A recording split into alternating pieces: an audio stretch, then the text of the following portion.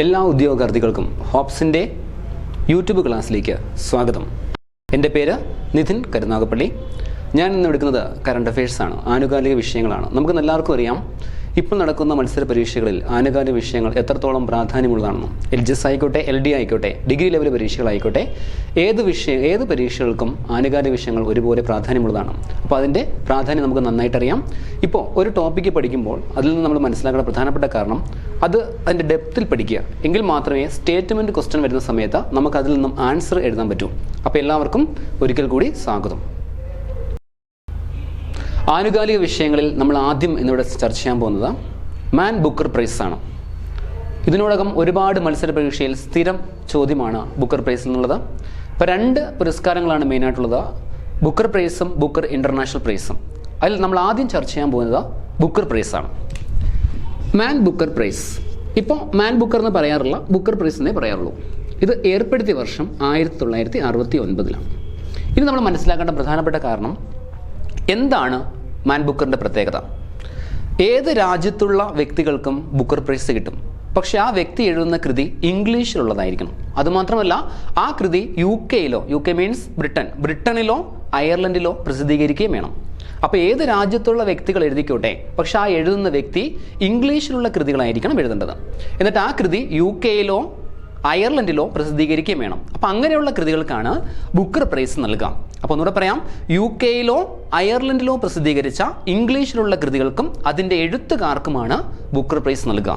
UK അയർലൻഡിലോ പ്രസിദ്ധീകരിച്ച ഇംഗ്ലീഷിലുള്ള കൃതികൾക്കും അതിൻ്റെ എഴുത്തുകാർക്കുമാണ് Booker price നൽകുക. 69 മുതലാണ് ഇത് ഏർപ്പെടുത്തിയത്. നമ്മളിത് പഠിക്കാൻ പോകുന്ന പ്രധാന കാരണം, ഈ 2024 ബുക്കർ പ്രൈസ് കിട്ടിയത് ഒരു ബ്രിട്ടീഷ് എഴുത്തുകാരിയാണ്. അവരുടെ ബഹിരാകാശ സംബന്ധിയായ ഒരു കൃതിയാണ്. ആ കൃതിയുടെ പേരാണ് ഓർബിറ്റൽ. ഒരു പ്രായമുള്ള ഒരു എഴുത്തുകാരിയായിട്ടുള്ള സാമന്ത ഹാർവെയാണ് ഈ കൃതി എഴുതിയിരിക്കുന്നത്. അപ്പോൾ ബഹിരാകാശ സംബന്ധിയായ ഈ കൃതി ആയതുകൊണ്ട് തന്നെ PSC ചോദ്യ സാധ്യത ഉള്ളതാണ്. കാരണം 2024 ബുക്കർ പ്രൈസ് നേടിയ ആ ബ്രിട്ടീഷ് എഴുത്തുകാരിയാണ് ആര്? സാമന്ത ഹാർവേ. അവരുടെ കൃതിയാണ് ഓർബിറ്റൽ. ഇതൊരു കാരണവശാലും മറക്കാൻ പാടില്ല, ചോദ്യ സാധ്യത കൂടുതലാണ്. അതുകൊണ്ട് തന്നെ നമ്മൾ മനസ്സിലാക്കേണ്ടത്, ഇതൊരു ബുക്കർ പ്രൈസ് സ്റ്റേറ്റ്മെൻറ്റ് രൂപയാണ് ചോദിക്കുന്നതെങ്കിൽ ഒരുപക്ഷെ നമുക്ക് ഇത് മാത്രം പഠിച്ചാൽ മതിയാകില്ല. അതുകൊണ്ട് തന്നെ ഇതിൻ്റെ ബാക്കി വശങ്ങളൂടെ പഠിച്ചെങ്കിൽ മാത്രമേ നമുക്ക് ഉത്തരത്തിലേക്ക് പോകാൻ പറ്റൂ. സാധാരണഗതിയിൽ 24 ചോദിക്കുകയാണെങ്കിൽ നമുക്ക് എഴുതാം, ഓക്കെ, ആർക്കാണ്? സാമന്ത ഹാർവേ. ഏത് കൃതിക്കാണ്? ഓർബിറ്റൽ. ഇതാണ് നോർമലി ചോദിക്കുക. പക്ഷേ ഇപ്പോഴത്തെ മത്സര പരീക്ഷകളിൽ സ്റ്റേറ്റ്മെൻറ്റ് മുഖേന ആയതുകൊണ്ട് തന്നെ ഈ ബുക്കർ പ്രൈസ് എന്ന് വന്നു, അതെന്താണ്, ആദ്യം കിട്ടിയത് ആർക്ക്, ഏതൊക്കെ ഇന്ത്യക്കാർക്ക് കിട്ടിയിട്ടുണ്ട് എന്നുള്ള ചോദ്യങ്ങളും വളരെ പ്രസക്തമാണ്. അതുകൊണ്ട് തന്നെ 69 ഏർപ്പെടുത്തിയ ഈ ബുക്കർ പ്രൈസ് ആദ്യമായി ലഭിച്ചത് PH ന്യൂബി എന്ന് പറഞ്ഞ വ്യക്തിയാണ്. PH newbie. അപ്പോൾ ആദ്യത്തെ വ്യക്തി ആയതുകൊണ്ട് നമുക്ക് ന്യൂ ബേബി എന്ന് വരെ പഠിക്കാം. ഓക്കെ, PH ന്യൂബി എന്ന വ്യക്തി കൃതിയാണ് സംതിങ് ടു ആൻസർ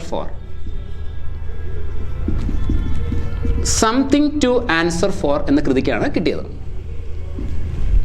അപ്പോൾ ഒരു റീസണിൽ അത് കറണ്ട് അഫയേഴ്സ് മാത്രമല്ല സ്റ്റേറ്റ്മെൻറ്റ് രൂപത്തിൽ ചോദിക്കുകയാണെങ്കിൽ ഒരുപക്ഷെ ബുക്കർ പ്രൈസുമായി യോജിക്കാത്ത പ്രസ്താവന ചോദിച്ചിട്ട് ആദ്യമായി ബുക്കർ പ്രൈസ് കിട്ടിയ PH ന്യൂബി, ഈ പ്രസ്താവന ശരിയോ തെറ്റോ എന്ന് ചോദിക്കാം. അപ്പോൾ ശരിയാണ്, PH ന്യൂബി എന്ന് പറയുന്ന വ്യക്തിയാണ് ആദ്യമായിട്ട് കിട്ടിയത്. ഒരു കാര്യം കൂടെ മനസ്സിലാക്കുക, നമ്മൾ പറഞ്ഞു UK അയർലൻഡിലോ പ്രസിദ്ധീകരിച്ച ഇംഗ്ലീഷിലുള്ള കൃതികൾക്കും അതിൻ്റെ എഴുത്തുകാർക്കുമാണ് ബുക്കർ പ്രൈസ് നൽകുക. ഏർപ്പെടുത്തിയത് 69.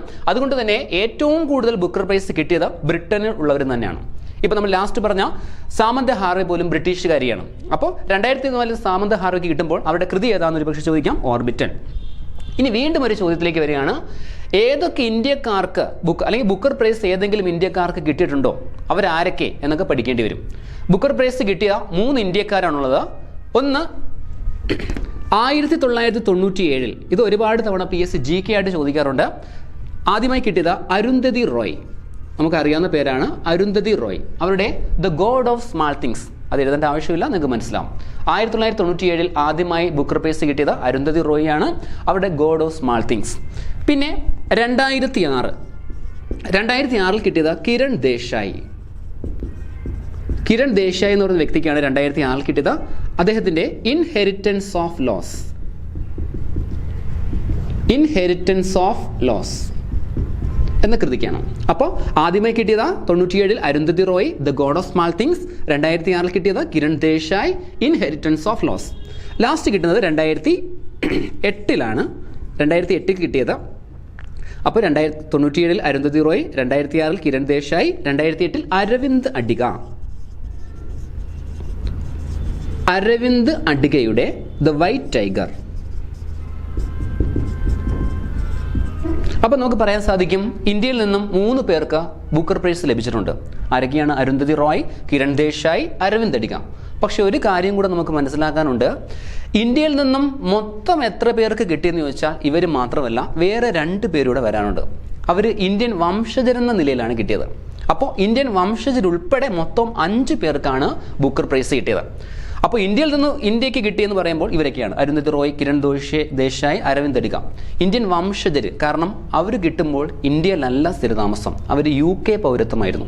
അപ്പോൾ ഇന്ത്യയുടെ ബേസിലല്ല കിട്ടിയത്, UK ബേസ് ചെയ്താണ് കിട്ടിയത്. അതുകൊണ്ടാണ് അവർ ഇന്ത്യൻ വംശജരെന്ന് പറയുക. അങ്ങനെ കിട്ടിയ ആദ്യത്തെ ആളാണ് VS നൈപോൾ. VS നൈപോൾ 1971 അദ്ദേഹത്തിൻ്റെ ഇൻ എ ഫ്രീ സ്റ്റേറ്റ് എന്ന കൃതി. അത് കഴിഞ്ഞ് 1981, അപ്പോൾ 71 കിട്ടിയത് VS നൈപോൾ, കൃതി in a free state. Okay. പിന്നെ കിട്ടിയത് നമുക്ക് എല്ലാവർക്കും അറിയുന്ന ഒരാളാണ് സൽമാൻ റുഷ്ദി. സൽമാൻ റുഷ്ദിയുടെ മിഡ് നൈറ്റ് ചിൽഡ്രൻസ്.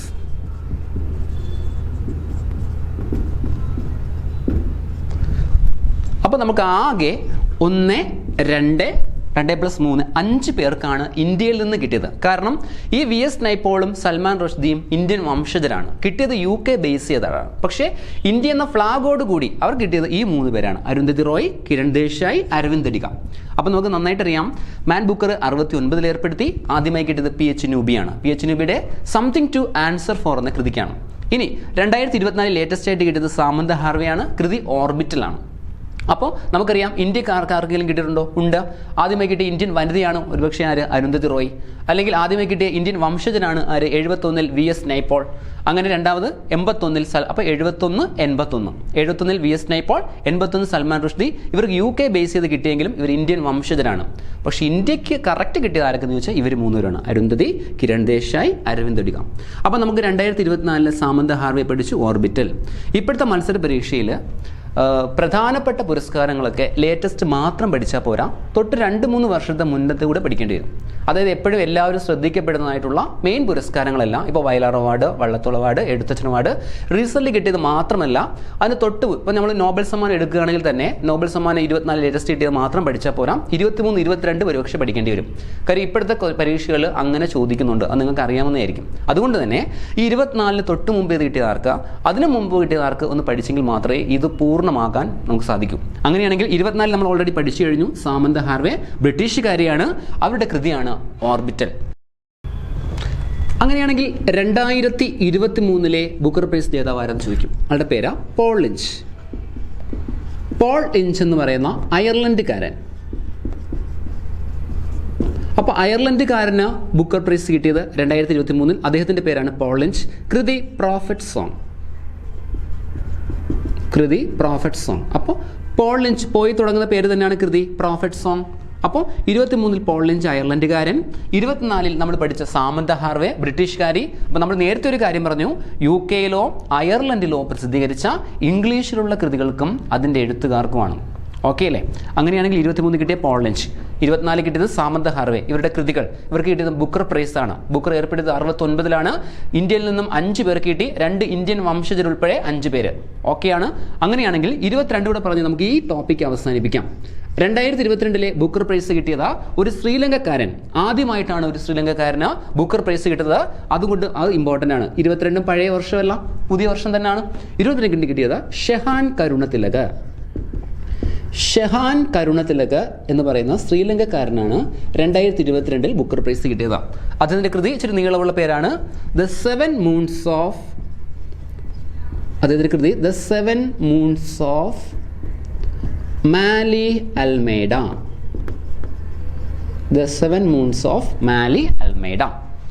അപ്പോൾ നമ്മൾ പറഞ്ഞത് ഏകദേശം, അല്ലെങ്കിൽ ഇതിനെക്കുറിച്ച് സ്റ്റേറ്റ്മെൻറ്റ് വന്നാൽ തന്നെയും നമ്മൾ തുടക്കം തൊട്ട് അവസാനം വരെയുള്ള കാര്യങ്ങൾ ഇതിനകത്ത് ഡിസ്കസ് ചെയ്തു. എല്ലാവർക്കും ഇത് മനസ്സിലായെന്ന് വിശ്വസിക്കുന്നു. അപ്പോൾ നമ്മൾ ബുക്കർ പ്രൈസ് കഴിഞ്ഞു. ബുക്കർ പ്രൈസിൻ്റെ പ്രത്യേകത എന്താ നമ്മൾ പഠിച്ചു കഴിഞ്ഞു. ഇനി Man Booker International prize. Booker വന്നതിന് ശേഷം കുറേ വർഷങ്ങൾക്ക് ശേഷമാണ് മാൻ ബുക്കർ ഇൻ്റർനാഷണൽ പ്രൈസ് വന്നത്. മാൻ ബുക്കർ ഇൻ്റർനാഷണലിൻ്റെ പ്രത്യേകത എന്താണെന്ന് ചോദിച്ചു കഴിഞ്ഞാൽ ലോകത്തുള്ള എല്ലാ രാജ്യക്കാർക്കും മാൻ ബുക്കർ ഇൻ്റർനാഷണൽ പ്രൈസ് കിട്ടും. ഏത് ഭാഷയിലുള്ള കൃതിക്കും കിട്ടും. പക്ഷെ ആ ഭാഷയിലുള്ള കൃതി ആരെങ്കിലും ഒരാൾ ഇംഗ്ലീഷിലേക്ക് വിവർത്തനം ചെയ്തിട്ടുണ്ടായിരിക്കണം. അപ്പോൾ ഞാൻ ഹിന്ദിയിൽ മാൻ ബുക്കർ ഒരു കൃതി എഴുതി, എൻ്റെ കൃതി ആരെങ്കിലും ഒരാൾ ഇംഗ്ലീഷിലേക്ക് വിവർത്തനം ചെയ്തിട്ടുണ്ടായിരിക്കണം. അങ്ങനെയുള്ള കൃതികൾക്കും ഈ മാൻ ബുക്കർ ഇൻ്റർനാഷണൽ പ്രൈസ് കിട്ടാം. അപ്പോൾ മാൻ ബുക്കർ 2 പേരാണ് ഒരു വർഷം വിജയികളാകുക. അപ്പോൾ ഒരു എഴുതിയ ആളും അത് വിവർത്തനം ചെയ്യപ്പെട്ട ആളും. അങ്ങനെയാണെങ്കിൽ 2005 മുതലാണ് മാൻ ബുക്കർ ഇൻ്റർനാഷണൽ വന്നത്. ഓക്കെ, 2005 മുതൽ മാൻ ബുക്കർ ഇൻ്റർനാഷണൽ വന്നു. നമുക്ക് വേണ്ടത് 2022, 2023, 2024. അപ്പോൾ 2022, 2023, 2024 ഈ 3 പ്രാവശ്യത്തെ അല്ലെങ്കിൽ 3 വർഷത്തെ പഠിച്ചെങ്കിൽ നമുക്കത് എഴുതാൻ സാധിക്കും. അപ്പോൾ ഏത് ഭാഷയിലുള്ള കൃതിക്കും കിട്ടാം.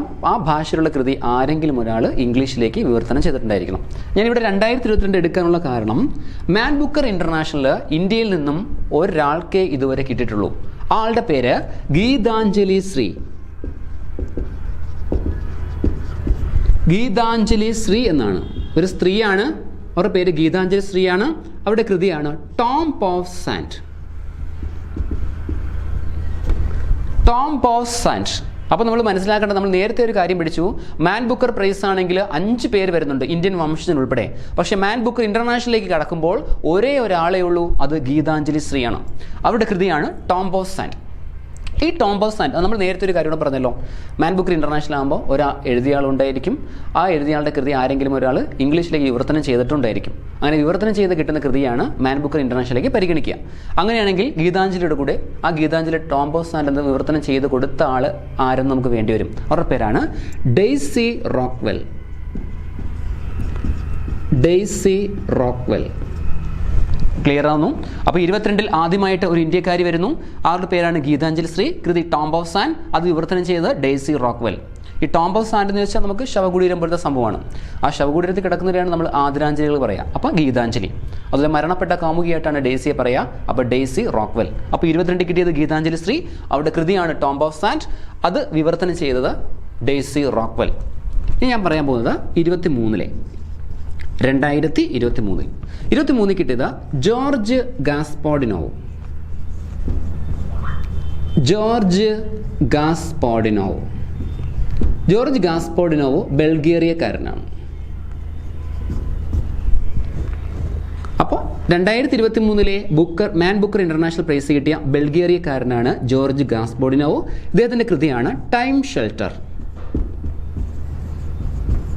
കൃതിയാണ് ടൈം ഷെൽട്ടർ. അപ്പോൾ ഒറിജിനൽ എഴുതിയ ആൾ ജോർജ് ഗാസ്പാഡിനോവ്. ഇത് ട്രാൻസ്ലേറ്റ് ചെയ്ത ഇംഗ്ലീഷിലുള്ള കൃതിയുടെ പേരാണ് ടൈം ഷെൽട്ടർ. അപ്പോൾ ഇത് വിവർത്തനം ചെയ്ത ആളുടെ പേരാണ് നമുക്കിനി വേണ്ടത്. ഞാൻ പറഞ്ഞല്ലോ, മാൻ ബുക്കർ ഇൻ്റർനാഷണൽ ആകുമ്പോൾ ഒരു എഴുതിയ ആളും കാണും, ഒരു വിവർത്തനം ചെയ്ത ആളുണ്ടായിരിക്കും. അങ്ങനെയാണെങ്കിൽ 23 ജോർജ് ഗാസ്പാഡിനോവ് ബൾഗേറിയയാണ്. കൃതി ടൈം ഷെൽട്ടർ.